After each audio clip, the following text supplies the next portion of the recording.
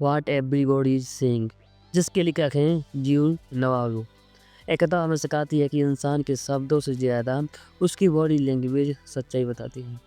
लेखक जो एक पूर्व FBI एजेंट रहे हैं, बताते हैं कि कैसे हाथ, पैर, आंखें, चेहरा और शरीर के छोटे-छोटे हाव-भाव से हम किसी की भावनाएं, डर, झूठ या आत्मविश्वास समझ सकते हैं।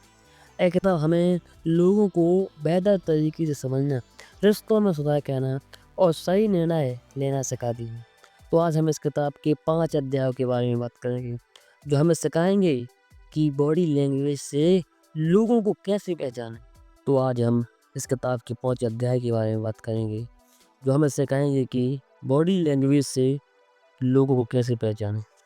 लेसन 1, शरीर हमेशा सच्चाई बताता है। मनुष्य के शब्द झूठ बोल सकते हैं, लेकिन शरीर का व्यवहार अक्सर सच्चाई दिखा देता है। जब कोई व्यक्ति असहज होता है, तो वह खुद को छूने, गर्दन सहलाने या दूरी बनाने लगता है। बॉडी लैंग्वेज हमारे दिमाग की भावनाओं का सीधा संकेत होती है, इसलिए सही समझ रखने वाला व्यक्ति बिना शब्दों के भी सच्चाई पहचान सकता है। एक व्यापारी ने अपने कर्मचारी से पूछा कि पैसा किसने लिया है। कर्मचारी बोला, मैंने नहीं लिया, लेकिन वह बार बार अपनी गर्दन खुजा रहा था और आंखें चुरा रहा था। व्यापारी समझ गया कि वह सच नहीं बोल रहा है, और जब जांच हुई तो सच सामने आ गया। यानी इस लेसन से हमें यही सीख मिलती है कि लोगों को शब्दों से नहीं, शरीर के संकेतों से उनकी सच्चाई पहचानो। लेसन 2, आराम और असहजता को पहचानना सीखो। जब व्यक्ति सुरक्षित और खुश होता है, तो उसका शरीर खुला और सहज दिखता है।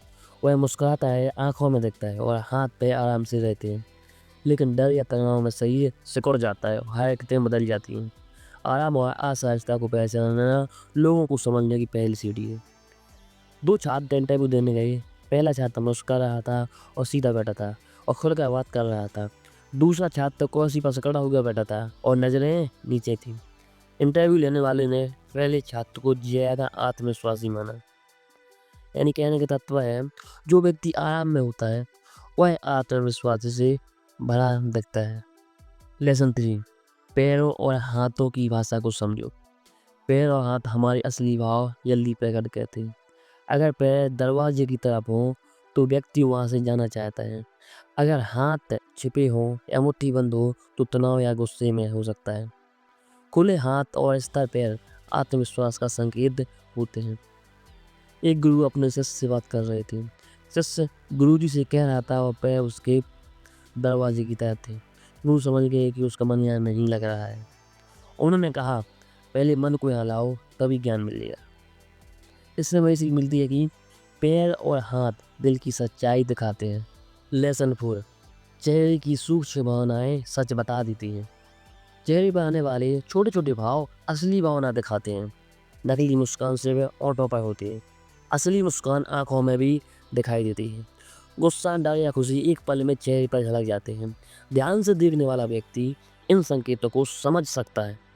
एक दोस्त ने दूसरे से पूछा, तुम खुश हो?